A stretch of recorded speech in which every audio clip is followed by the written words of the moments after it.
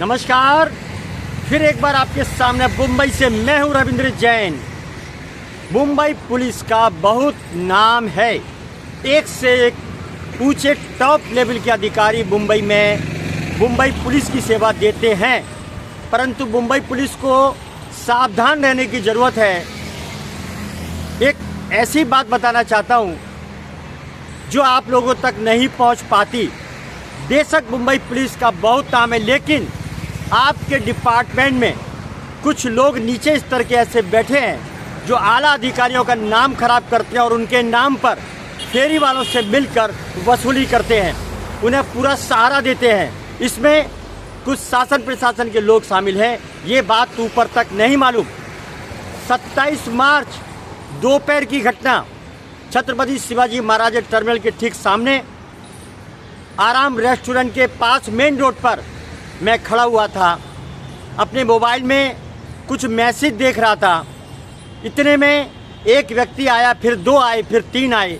वो मुगलों के वंशज लगते हैं। उन्होंने सीधी तौर पर बात की कि वीडियो क्यों निकालते हो, इससे हमारा धंधा चौपट होता है।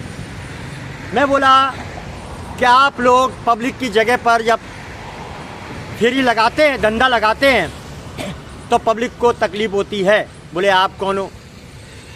चेतावनी के तौर पर उन्होंने मुझे ये कहा कि अगर ये बंद नहीं किया वीडियो निकालना तो आज़ाद मैदान पुलिस के अंदर ले जाकर 2,000 रुपये का इल्ज़ाम लगाएंगे कि 2,000 रुपये मांग रहा है रिश्वत के।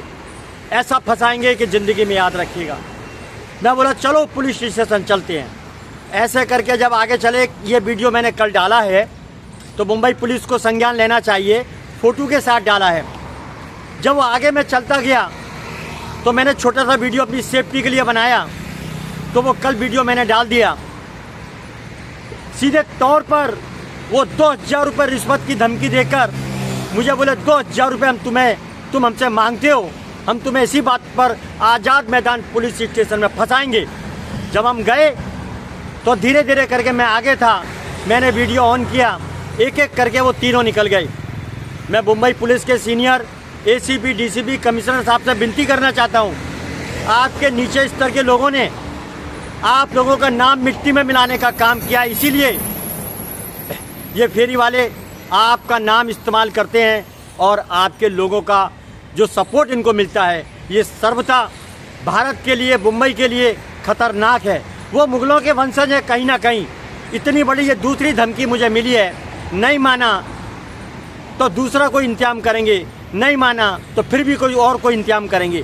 ये सरासर धमकी दी जाती है। मैं जानता हूँ इस बात को कि मुझे कंप्लेंट लिखानी चाहिए, लेकिन मैं इस बात को भी जानता हूँ कि मैं कंप्लेंट क्यों नहीं लिखाऊंगा। जब तक आप लोगों के अंदर के लोगों का इनको सपोर्ट मिलता रहेगा तो मेरी कंप्लेंट पर कोई कार्रवाई नहीं होगी। ये मैं जानता हूँ। मैंने बहुत देखा है, बहुत कुछ देखा है कि मुंबई पुलिस के आला अधिकारियों को इसकी जानकारी नहीं होती और हर आदमी जानकारी कैसे उनको पहुँचाएगा। यहाँ तो वसूली का बहुत बड़ा फंडा चालू है, इसलिए कंप्लेंट नहीं लिखाई। सीधी वीडियो के माध्यम से आप तक बात पहुँचाना चाहता हूँ कि मुंबई पुलिस के कुछ नीचे के स्तर के लोग और शासन प्रशासन की मिलीभगत से ये बहुत बड़ा छत्रपति शिवाजी महाराज टर्मिनल की बुहारी पर फेरी वालों का पूरा गैंग शामिल है। मारने की धमकी देते हैं, उठाने की धमकी देते हैं, 2,000 रुपये रिश्वत मांगी उसमें फंसाने की धमकी देते हैं। अरे हम किसी की चाय नहीं पीते तो ये हमें क्या 2,000 रुपये देंगे? ये खुद भिखमंगे हैं और पुलिस को रिश्वत देते हैं। सरासर शासन प्रशासन मिलकर, इनसे मिलकर जो वसूली करने वाले हैं। मैं बड़े अधिकारियों से कहना चाहता हूँ, आपका नाम खराब करने वाले आपके डिपार्टमेंट में मौजूद हैं, आपके डिपार्टमेंट में मौजूद हैं। मुंबई पुलिस का बहुत काम है। अपनी वर्दी के सम्मान के लिए मुंबई पुलिस बहुत कुछ करती है। बड़े बड़े गैंगों को सपोर्ट खोलने का, उनको खात्मा करने का काम करती है। ये मुंबई पुलिस है। मुंबई पुलिस ने मुंबई को एक अच्छे मुकाम पर पहुंचाने का काम किया, लेकिन कहीं ना कहीं कुछ लोग हर जगह मिले रहते हैं। जैसे राजनीति में कुछ लोग हैं तलबे चाटने वाले, देश की खिलाफत करने वाले, ऐसा ही हर डिपार्टमेंट में कुछ लोग मौजूद हैं ऐसे जो वसूली के लिए अपना ईमान धर्म बेचते हैं खुलेआम। मुझे दूसरी बार धमकी मिली है छत्रपति शिवाजी टर्मिनल के ठीक सामने, दूसरी बार धमकी मिली है। ये जिम्मेदारी मुंबई पुलिस की होगी। अगर मेरी हत्या हुई या मेरी जान को खतरा हुआ तो जिम्मेदारी मुंबई पुलिस की होगी, क्योंकि इनके लोग, नीचे स्तर के लोग इनको सपोर्ट करते हैं। उन्होंने साफ कहा तुम्हारा वीडियो बनता है, पुलिस कार्रवाई करती है, वीडियो बंद कर दे। अबे तबे बात किया, घेरने की कोशिश की। एक वाकया पहले भी हो चुका है।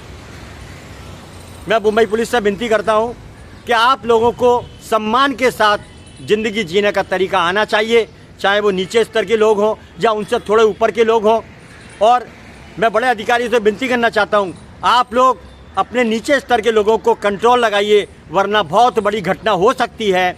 आपके ऊपर ये घटना का असर बुरा पड़ सकता है, मुझे मारा जा सकता है, तो इसमें आला अधिकारियों की नींदें हराम होंगी, बाकी मेरा कुछ नहीं जाएगा। मैं तो गया। आर्मी हमारे बॉर्डर की रोज़ मरती है, लेकिन अभी देश की सुरक्षा करते हुए ये पब्लिक की जिम्मेदारी करने का दायित्व है आपके ऊपर, हर शासन प्रशासन का दायित्व है। लेकिन यहाँ तो खुलेआम भीड़ भरे क्षेत्र में धमकियाँ दी जाती है। इसका पूरा श्रेय कुछ लोग मिले हुए हैं, उनका उनके सर पर हाथ है और वसूली का मोटा माल खाकर कर्तव्य का खुलेआम सौदा करते हैं। धिक्कार है। हम बम्बई के लिए काम करते हैं, बम्बई की सुरक्षा और स्वच्छता के लिए काम करते हैं, उसके बावजूद भी धमकियाँ दी जाती हैं। किसके कहने पर, कौन है इसमें शामिल, वो हम सब जानते हैं। हम नहीं खुलासा करेंगे कभी भी।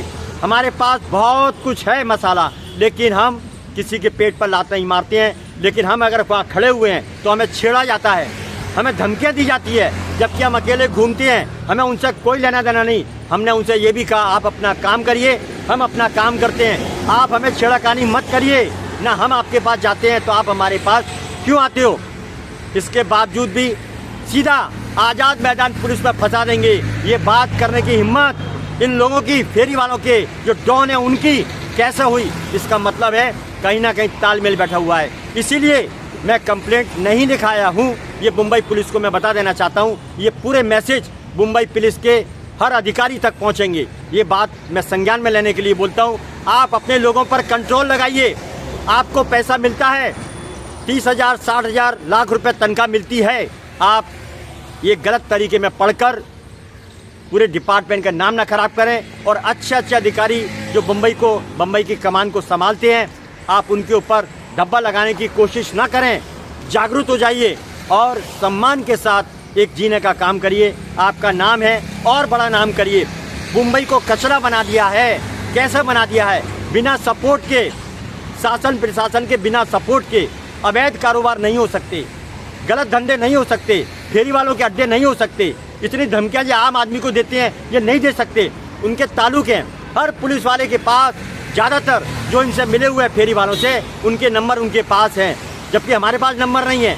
उनके नंबर उनके पास हैं, उनके कहने पर तुरंत कार्रवाई होती है। इसीलिए कल खुलेआम धमकी देते हैं कि 2,000 रुपये मांग रहा है रिश्वत के, इसलिए तुम्हें इसी बात पर फंसाएंगे। अगर नहीं माने तो इसी 2,000 रुपये में फंसाएंगे आज़ाद मैदान पुलिस में।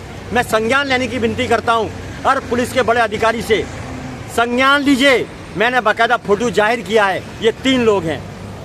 मैंने सदैव मुंबई के लिए काम किया है। मैं किसी पुलिस स्टेशन की चाय नहीं पीता हूँ। और ये लोग सिखाने वाले, फेरी वालों को पढ़ाने वाले, इनका ग्रुप है बड़ा।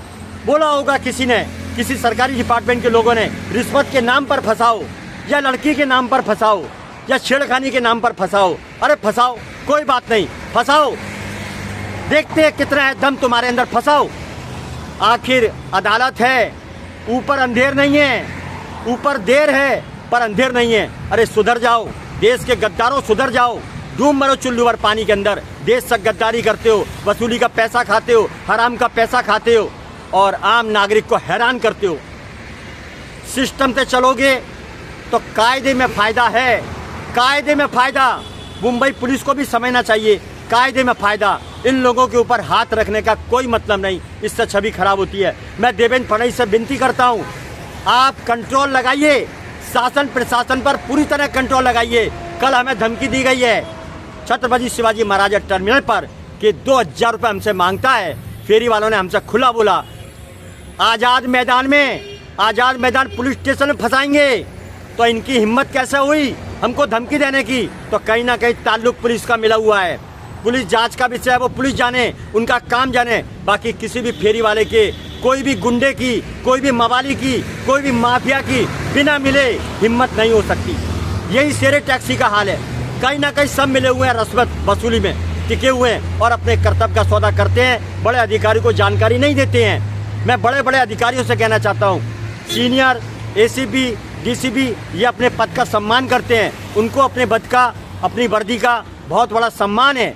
तो ये सम्मान को खतरे में डालने वाले आपके नीचे स्तर के लोगों को आप संभालिए, कंट्रोल रखिए, आपके हाथ में उनकी चाबी रखिए, वरना ये बड़ा हादसा करवा देंगे और इन लोगों का कुछ नहीं जाएगा, बड़े अधिकारी का नाम इसमें शामिल हो जाएगा। मैं विनती करता हूँ हाथ जोड़ के, आप ये वसूली के चक्कर में इन लोगों को समझाइए, 200-500 में अपना ईमान, धर्म, शर्म ये ना बेचें और जनता को सहूलियत के लिए जो कानून बनाए उसका पालन करें।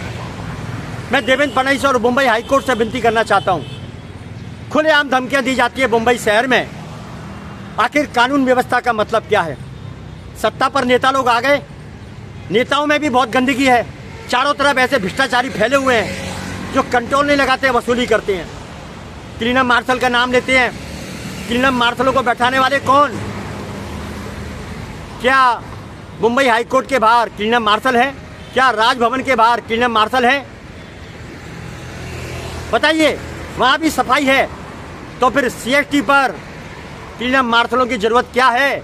वो वसूलीबाज है, पैसा इकट्ठा करना है। ये गंदगी फैली हुई है, बीएमसी में भी गंदगी फैली हुई है, वसूली की बीमारी लग चुकी है। सरकार से विनती है, अगर नियत साफ है तो सतर्कता से कठोर दंडात्मक नियम बनाइए, सफाई अपने आप होगी। गुटखा बंद नहीं करेंगे, गुटखा बंद नहीं करेंगे। मैं एक बात बोलता हूँ, छत्रपति शिवाजी महाराज टर्मिनल पर सफाई व्यवस्था और सुरक्षा वो टाटा को सौंप दीजिए, क्योंकि आपके बस का रोग नहीं है। यहाँ पर वसूली वाले लोग हैं, जो वसूली खाएगा वो देश का सम्मान नहीं कर पाएगा, वो देश की सिर्फ दलाली करेगा, क्योंकि बुलबुल वसूली और बार में नाचने वाले लोग देश से गद्दारी करेंगे, कभी देश की सुरक्षा और देश का सम्मान और देश की सफाई व्यवस्था में हिस्सा कभी नहीं लेंगे। ये हकीकत है और मुंबई में ऐसा चलता आया है। कभी सुशांत केस है, कभी सालियान है, ऐसे लोगों के 5-5 साल केस नहीं खुलते, तो हम क्या चीज़ हैं? यह नेताओं की चलती है, ये गलत है। कायदे कानून में रहकर कोई भी काम होना चाहिए। और जो नेतागण हैं, मैं देवेंद्र फडणवीस से बहुत उम्मीद करता हूँ, योगी स्टाइल में उतरिए, आपका सम्मान होना चाहिए, क्योंकि आप एक सम्मानित व्यक्ति हैं। सत्ता पर बहुत लोग आते हैं, बहुत लोग आते हैं और बहुत लोग जाते हैं, लेकिन सम्मान पब्लिक दे, वो सबसे बड़ा सम्मान।